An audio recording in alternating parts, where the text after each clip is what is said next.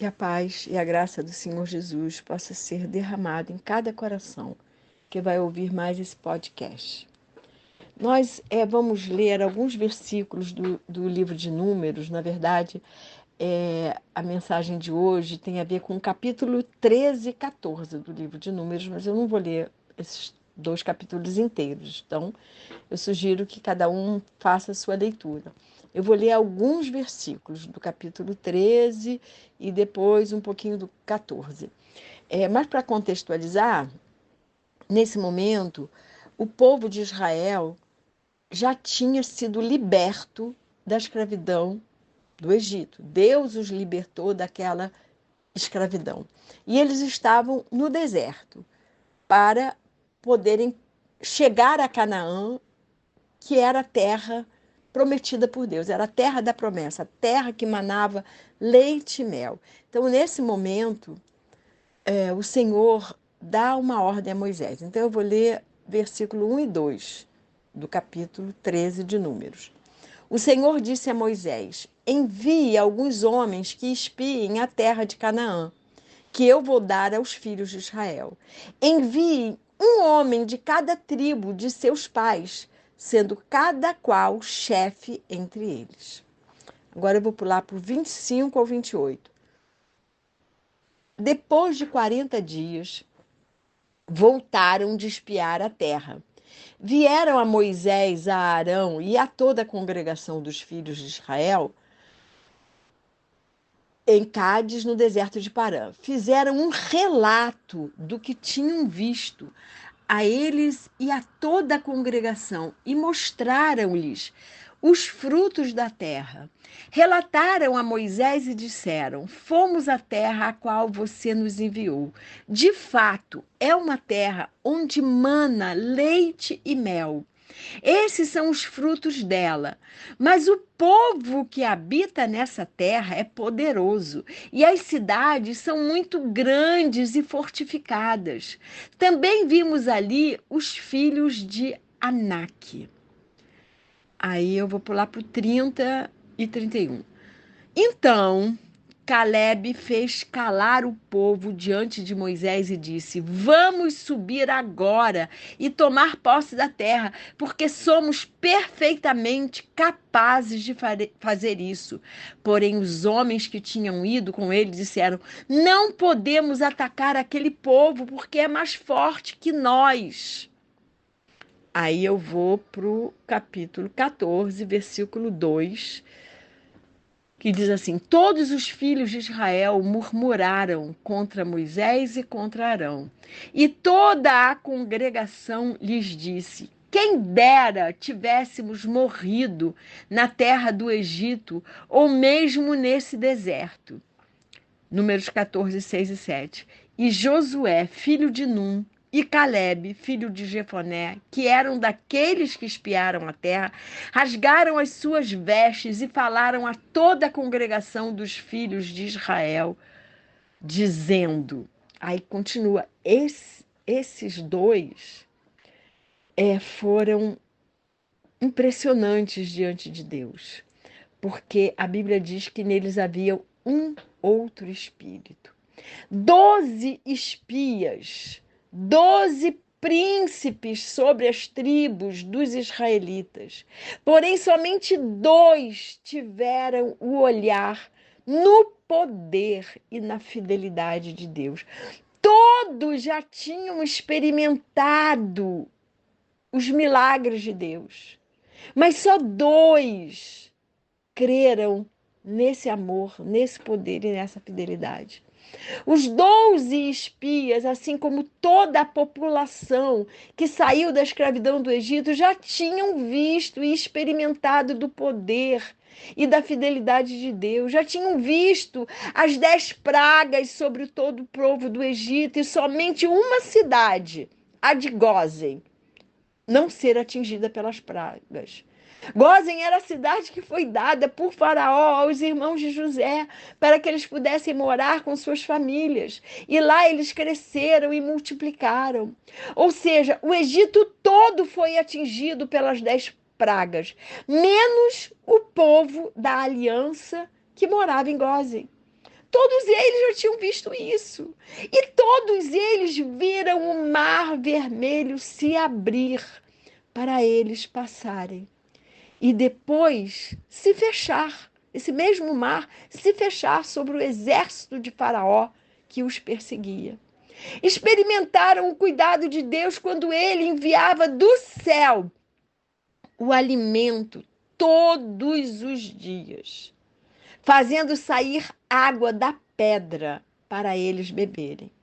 Viram que Deus colocava colunas de nuvens sobre eles durante o dia, para que o calor do deserto não os queimassem. Eles viram que todos os dias Deus colocava uma coluna de fogo à noite para protegê-los do frio. Todos eles vivenciaram tudo isso. Vivenciaram o poder, o amor, a fidelidade e o cuidado de Deus. Como Deus é um Deus zeloso pelo seu povo, cuidadoso, sempre protegendo o seu povo. Mas na hora da dificuldade, do desafio, somente duas pessoas, Josué e Caleb, confiaram em Deus. Somente esses dois homens tiveram o olhar voltado para o Senhor. Era a terra que Deus havia prometido a Abraão, a Isaque, a Jacó e a todos os seus filhos, divididos em 12 tribos. Era a terra que o próprio Deus havia garantido que era a terra boa, que manava leite e mel. Essa terra foi prometida por Deus. Como então não seria boa? Como Deus iria mentir? Como Deus não cumpriria as suas promessas? Haviam dificuldades? Com certeza. Haviam gigantes fortes? Sim, haviam. Eram os filhos de Anak.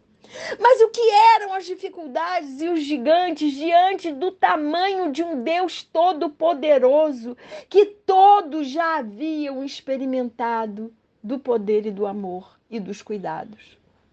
Muitos anos depois, a história se repetiu. O exército de Israel ficou amedrontado diante do gigante Golias. Mas Davi teve outro olhar. Ele, um pastor de ovelhas, não era um homem de guerra, não era um homem de luta. Ele não era um homem que fazia parte do exército de Israel, ele era um pastor de ovelhas. Ele não olhou para o gigante, e sim para Deus com sua grandiosidade imensurável. Josué e Caleb, e anos depois Davi, não olharam para os gigantes que se apresentavam. Olharam para Deus e para todo o poder que vinha de Deus. Olharam para a aliança que o Senhor tinha firmado com eles. E a aliança, meus amados, minhas amadas, não se quebra. Uma aliança é inquebrável. O povo escolhido pelo Senhor tem uma aliança com Ele e essa aliança não é quebrada. Qual é o nosso olhar diante dos gigantes que se apresentam em nossas vidas e nos afrontam? Com certeza há muitos. Colocamos nosso olhar nos gigantes ou em Deus, que é muito maior que todos eles? Temos que prestar atenção em nossas atitudes nos momentos de adversidades. Somos humanos e é completamente normal termos medo dos gigantes que nos afrontam e que nos ameaçam. Mas nunca podemos murmurar, nem nunca podemos nos paralisar diante deles. Nunca podemos sermos ingratos a Deus por tudo o que Ele já fez por nós. Não podemos jamais descrer no poder de Deus, que está sempre ao nosso favor, que está sempre a favor daquele que tem uma aliança com Ele. Fé é ver além do que nossos olhos mortais podem ver. Fé é olhar para Deus e confiar nele de todo o nosso coração, ainda que possamos ter medo e ficarmos inseguros diante dos gigantes que se apresentam, diante das dores, das dificuldades. Mas é nessa hora das adversidades, é nessa hora da afronta dos gigantes sobre a nossa vida que temos que ir aos pés do Senhor e pedir ajuda, clamar pelo seu poder, murmurar jamais, descrer nunca, querer voltar à escravidão em nenhuma hipótese. Aqueles 10 espias influenciaram todo o povo que passou a murmurar e a querer voltar para a escravidão do Egito. E isso levantou a ira de Deus, provocou a ira do Deus Todo-Poderoso, que apesar de ser o Deus do amor, também se ira. Deus ficou tão irado que não permitiu que aquele povo herdasse a terra de Canaã. Fez com que ficassem 40 anos no deserto, dando voltas e mais voltas, sem, no entanto, chegar onde deveriam, se tivessem colocado o olhar em Deus. Somente Josué e Calebe e a nova geração, né, que nasceu no deserto, somente esses puderam herdar a terra prometida, a terra de Canaã, a terra que emana leite e mel. É a história do copo meio cheio, meio vazio. Vemos o copo cheio ou vazio nos momentos de dificuldades e desafios? Olhamos para os gigantes e murmuramos contra Deus? Ou colocamos o nosso olhar no poder e na fidelidade do Senhor? Tudo depende do nosso olhar.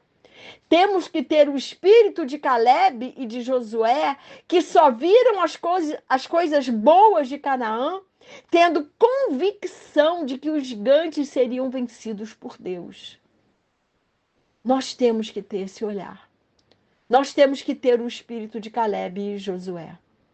Havia neles outro espírito, por isso falaram. A terra pela qual passamos para espiar é terra muitíssimo boa. Se o Senhor se agradar de nós, olha bem, se o Senhor se agradar de nós, então nos fará entrar e nos dará essa terra, que é uma terra que emana leite e mel. Mas o Senhor que sonda mentes e corações tem que se agradar de nós. Então, a chave para conquistar a terra prometida é ter fé no Senhor, para assim agradar o seu coração.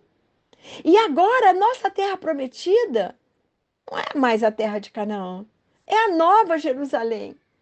Mas para chegarmos lá, temos que olhar para Cristo, aceitando como nosso único e suficiente Senhor e Salvador. Para Ele ser o nosso Salvador, primeiro Ele tem que ser o nosso Senhor. E o servo faz o que o Senhor manda. O servo faz a vontade do Senhor e faz com prazer e com alegria. Nós temos que crer na obra da cruz, renunciando a tudo o que desagrada a Deus, para que Ele nos leve à terra prometida do seu coração. Eu não estou convidando ninguém a ter um otimismo cego, vivendo fora da realidade. Vivemos num mundo cruel que jaz no maligno e temos que caminhar na contramão desse mundo. Não é uma questão de otimismo, mas de olhar. A questão é ter um olhar de fé naquele que tudo pode e que nos ama com um amor que foi capaz de morrer numa cruz para que as nossas maldições, pecados, transgressões e enfermidades fossem vencidas por Ele na cruz do Calvário. Como diz lá em Hebreus 11:6, De fato, sem fé é impossível agradar a Deus, porque é necessário que aquele que se aproxima de Deus creia que ele existe e que recompensa os que o buscam. Lindo esse versículo. Esse versículo resume tudo. O povo desagradou a Deus porque não creu em seu poder e na sua fidelidade. O povo desagradou a Deus porque não teve fé, mesmo tendo visto e vivenciado tantos milagres, tantos sinais e maravilhas. Olharam para os gigantes e para as cidades fortificadas. Mas Josué e Caleb agradavam o tempo todo a Deus, agradaram ao Senhor por sua fé nele e assim puderam entrar na terra que manava leite e mel. Você quer entrar na terra prometida? Eu quero. Então, tenhamos fé para podermos agradar o coração de Deus. Minha oração por mim e por você é que na hora em que os gigantes surgirem em nossas vidas, possamos olhar fixamente para o Senhor. Minha oração por mim e por você é que jamais possamos cair na armadilha da murmuração e descrença no poder e na fidelidade de Deus. Minha oração por mim e por você é que em qualquer circunstância possamos fazer como Josué, Caleb e Davi. E assim olharmos com fé para o maior de todos os gigantes. Deus Todo-Poderoso, ele sim é um gigante com todo o poder. Vamos olhar somente para ele. E que o Senhor nos abençoe e nos guarde, que o Senhor resplandeça o seu rosto sobre nós e que o Senhor tenha misericórdia de nós. Que sobre nós o Senhor levante o seu rosto e nos dê a paz.